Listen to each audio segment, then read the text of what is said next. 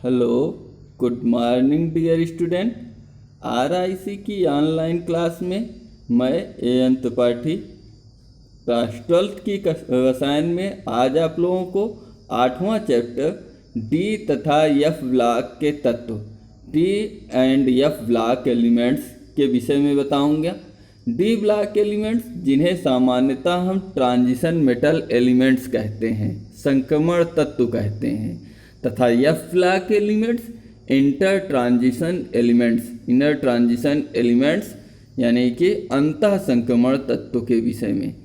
तो पहले हम लोग D block elements transition metal elements के विषय में स्टार्ट करते हैं। तो ट्रांजिशन मेटल एलिमेंट्स या संक्रमण तत्व क्या हैं?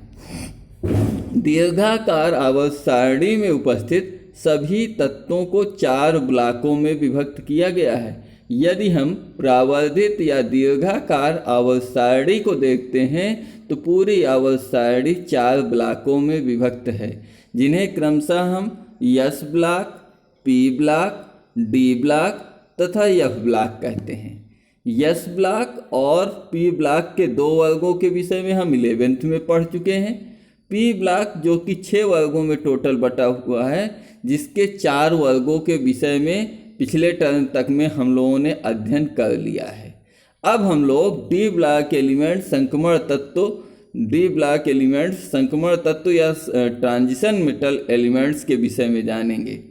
डी ब्लॉक तत्व वे तत्व जिनका n-1 डी उपकोष अपूर्ण होता है, मतलब कि जो n उपकोष, जिस कोष में इलेक्ट्रॉनों का भराव हो रहा है, उससे पहले का एक कोष अपूर्ण होता है, या अंतिम विभेदी इलेक्ट्रॉन, उस तत्व का अंतिम विभेदी इलेक्ट्रॉन n-1 डी उपकोष में प्रवेश करता है, डी ब्लॉक तत्व कहलाता है।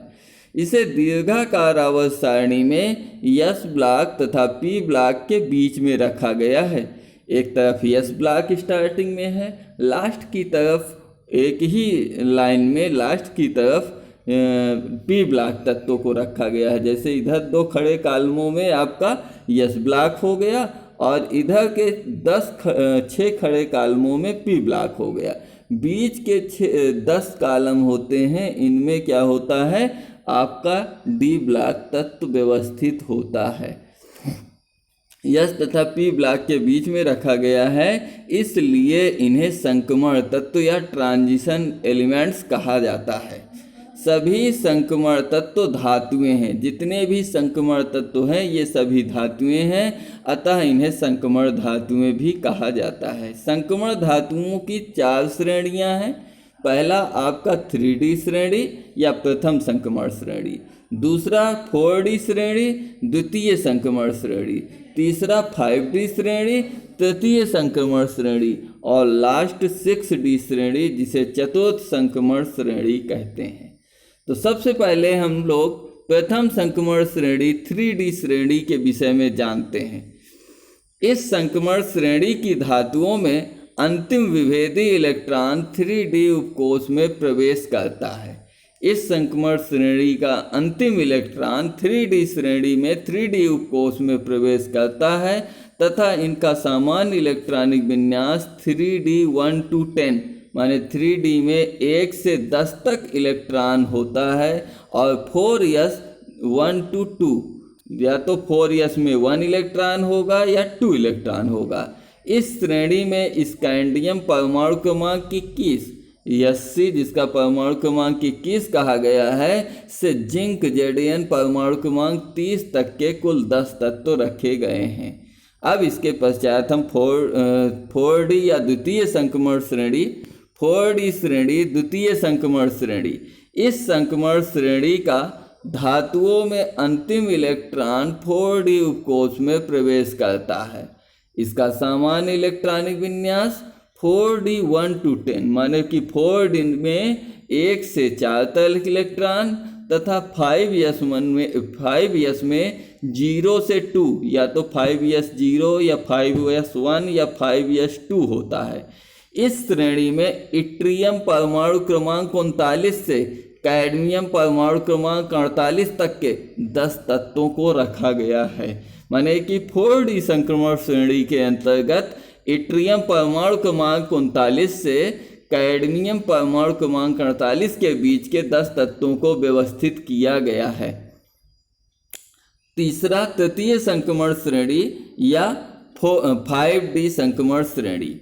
इस श्रेणी में इस संक्रमण श्रेणी के धातुओं में अंतिम इलेक्ट्रॉन 5D उपकोष में प्रवेश करता है। यदि इस संक्रमण श्रेणी के तत्वों को वर्गीकृत किया जाए तो तत्व 5D उपकोष में प्रवेश करेगा तथा इनका सामान्य इलेक्ट्रॉनिक विन्यास 5D1 to 10 6s1 to 2 होता है।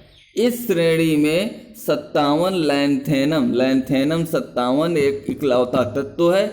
इसके बाद 4F संक्रमण श्रेणी स्टार्ट हो जाती है। 4F की 14 तत्वों को भरने के बाद हैफनियम 72 से हाइग्रियम मरकरी 80 तक के बीच के कुल 10 तत्व, माने एक 57 लैंथेनम और हैफनियम 72 से 80 तक के बीच के ये 9 तत्व और 9 एक 10 तत्वों को रखा गया है। इसे 5D संक्रमण श्रेणी या तृतीय संक्रमण श्रेणी कहा जाता है। इसके पश्चात हम लोग चतुर्थ संक्रमण श्रेणी या 6D संक्रमण श्रेणी को जानते हैं। इस संक्रमण श्रेणी के तत्वों में अंतिम इलेक्ट्रॉन 6D उपकोष में प्रवेश करता है, 6D में प्रवेश करेगा और इसका सामान्य इलेक्ट्रॉनिक विन्यास 6D1 to 10 7s0 to 2 होता है। 0 इलेक्ट्रॉन, 1 इलेक्ट्रॉन या फिर 2 इलेक्ट्रॉन 7s में होता है तथा इसमें एक्टिनियम 89 के बाद 14 तत्व एक्टिनाइड श्रेणी के तत्व आ जाते हैं। फिर वोफनियम 104 से UUU BM 112 तक के बीच के ये 9 तत्व और ये एक मिलाकर के 9 एक 10 तत्व सम्मिलित हैं। उपलब्धता। अब संक्रमण श्रेणी के तत्व कहाँ कहाँ पर प्रकृति में उपलब्ध है, इनकी ऑकरेंस क्या है। इस संक्रमण श्रेणी के तत्वों की प्रकृति में उपलब्धता। संक्रमण धातुएं प्रकृति में मुक्त एवं संयुक्त दोनों अवस्थाओं में पाई जाती हैं। मुक्त अवस्था में भी पाई जाती है फ्री स्टेट में, और संयुक्त अवस्था में यौगिक के रूप में भी पाई जाती हैं, जैसे platinum, nickel, copper, silver, gold के पश्चात नीचे जैसी धातुएं मुक्त अवस्था में पाई जाती हैं। ये सभी मुक्त अवस्था में पाई जाने वाली धातुएं हैं। ये यौगिक के रूप में नहीं पाई जाती हैं, दूसरे तत्वों के साथ सामान्यतः ये यौगिक नहीं बनाती हैं। कॉपर Cu तत्व, कॉपर Cu संयुक्त अवस्था में पाई जाती है। इसके अतिरिक्त अन्य संक्रमण धातुएं जैसे कि सामान्यतः ऑक्साइड, सल्फाइड या कार्बोनेट के खनिजों के रूप में पाई जाती हैं, या तो ऑक्साइड का खनिज या सल्फाइड का खनिज या फिर कार्बोनेट खनिज के रूप में पाई जाती हैं। तो इस प्रकार से आज हम लोगों ने general introduction of D block elements को पढ़ा, यानी संक्रमण तत्वों के सामान्य परिचय को देखा। अगले टर्न पर इसका और विस्तृत अध्ययन करेंगे, जिसके अंतर्गत इन तत्वों के इन प्रत्येक श्रेणी के तत्वों के नाम, उनके इलेक्ट्रॉनिक विन्यास वगैरह को देखते हैं। मिलते हैं अगले टर्न पर इसकी विस्तृत जानकारी के साथ। तब तक के लिए सभी लोगों को जय हिंद, वंदे मातरम।